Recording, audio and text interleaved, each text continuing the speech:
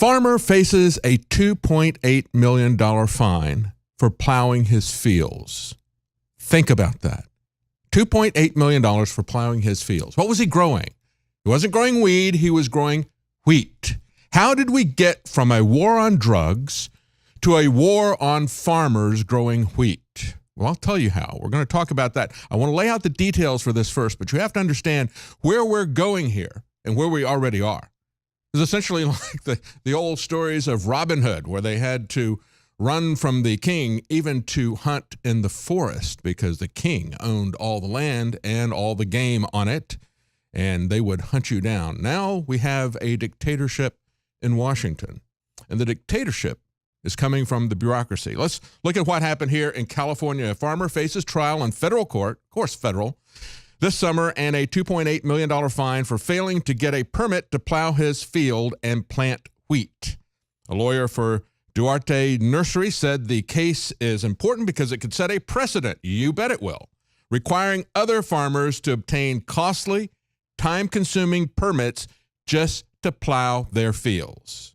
And the attorney says the case is the first time we're aware of that say that you need to get the U.S. Army Corp of Engineers permit to plow and to grow crops. This is Anthony Francois, an attorney for the Pacific Legal Foundation. He said, we're not going to produce much food under those kinds of regulations. So what happened? We had a trial already, so to speak, and we'll talk about whether or not it's a trial. A district judge, U.S. district judge, federal judge, agreed with the Army Corps of Engineers in a judgment back in last June. Now they're looking at a penalty trial.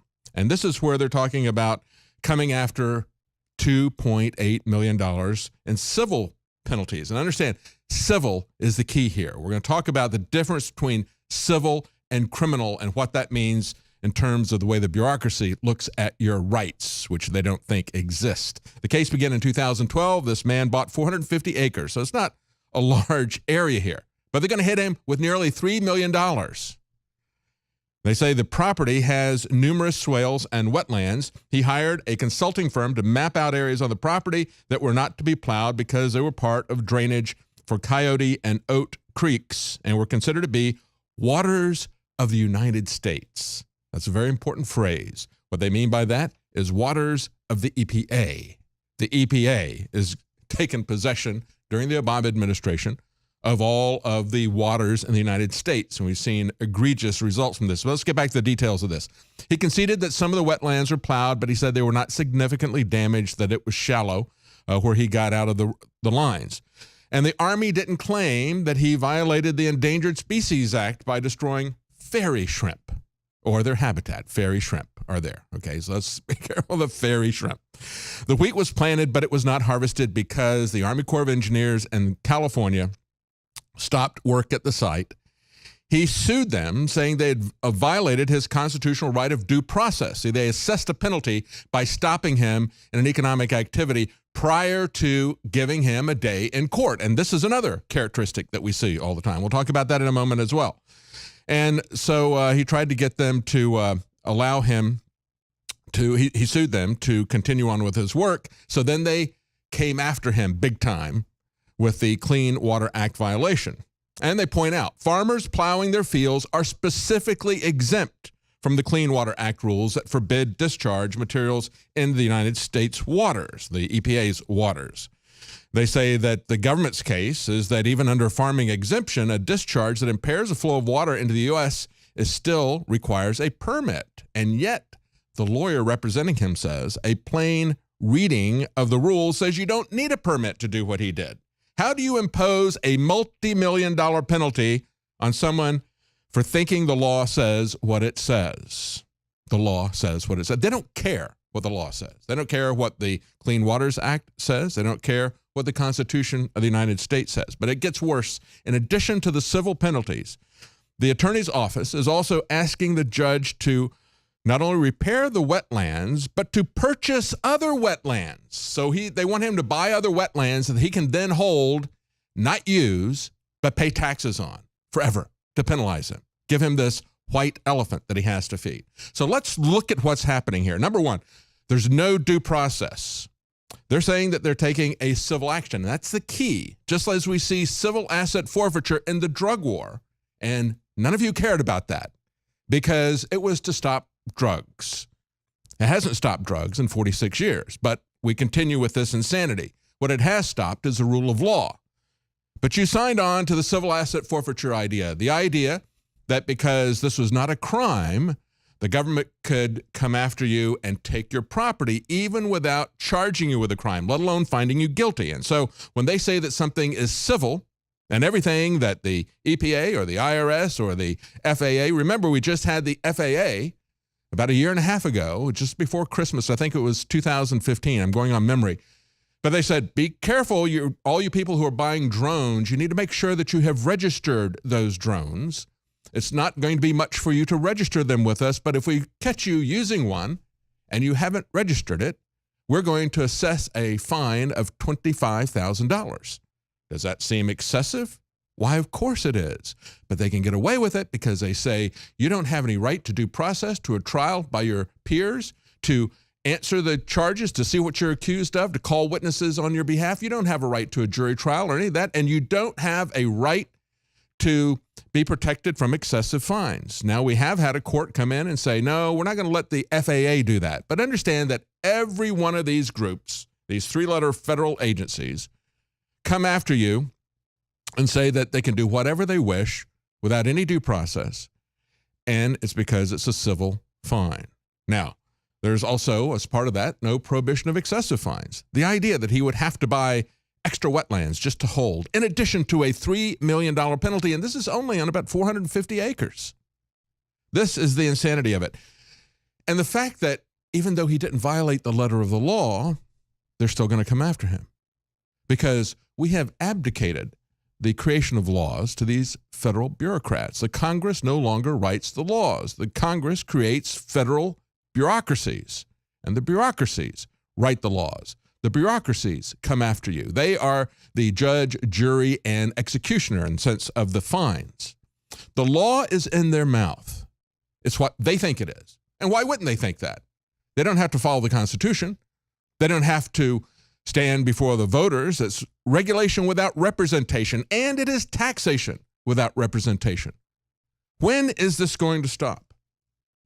When is it going to stop? What we have is a group of bureaucrats in Washington who do whatever they wish. They make the rules. The rules are whatever they say they are.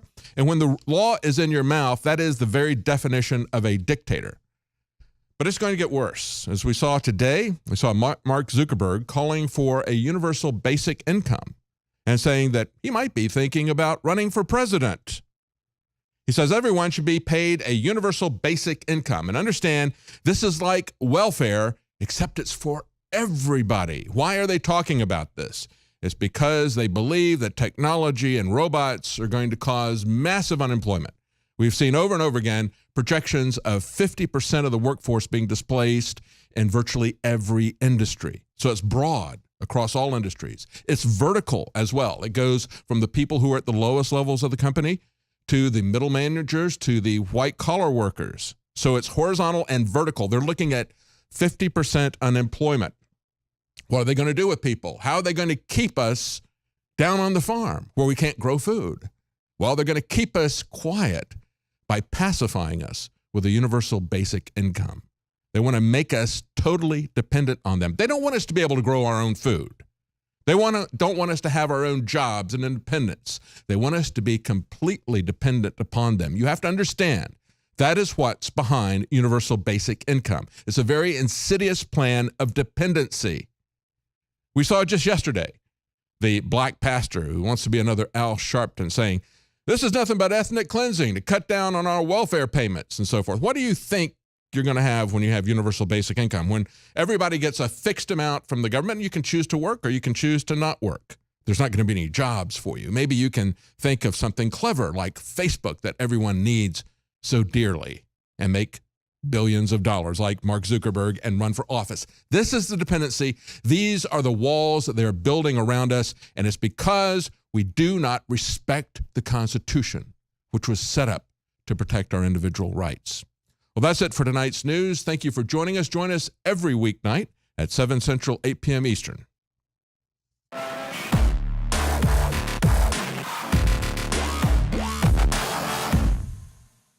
during this Memorial Day. I want to thank the veterans that have fought, but of course, most importantly, those that have died, because that's what this holiday and remembrance is all about, is those that made the ultimate sacrifice for the belief they were building a better world. Didn't mean every war was good, didn't mean they didn't get conned, didn't mean they didn't get used.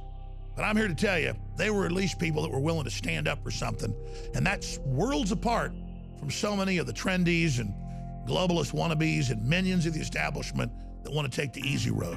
Take advantage of these unprecedented specials and help support the tip of the spear in the fight against the globalists while supplies last. Our highest quality, name brand, silver bullet that we private label is already the highest quality and lowest price of what we sell it at. And I've never offered it as a loss leader like I'm about to do at 65% off retail right through next Tuesday.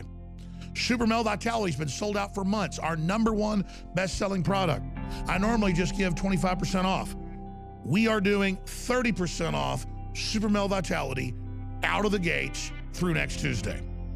Survival Shield, high quality, true nascent iodine, deep earth crystal source, has been sold out. We never offer it at 40% off. It's offered at 40% off for a limited time to, again, celebrate our patriots and celebrate those that died in the service of this great republic. Brain Force, now with 20% more in each bottle, is 47% off. We've, again, never offered it at that. It's a bestseller. It's been sold out. Why am I discounting it? Because I know it's a tough economy out there. I know the globalists have been trying to stop the Trump recovery. And I know this is a powerful product. And so if you try it, I think you're going to continue to want to buy it. Especially if you sign up for auto ship, that's an additional 10% off. When you add that in to 65% off Silver Bullet, it is a loss leader then for sure. You add that to the 30% off Super Male, that's 40% off. You add that to Survival Shield at 40%, that's 50% off. You add that to Brain Force at 47, that's 57% off. You add that to Secret 12 at 43%, our vitamin B12 methylcobalamin, that is 53%. Knockout is at 50%, our sleep aid, that's 60%. We've never offered it at that. And all Infowars Trump shirts are 75% off retail as well to get the word out. These are the biggest sales ever on these items. You add auto ship, several of these are loss leaders. So for myself and the entire Infowars crew, I salute you and thank you for all your prayers and all your support on this Memorial Day. Hope everybody has a safe weekend coming up. We are at that crossroads.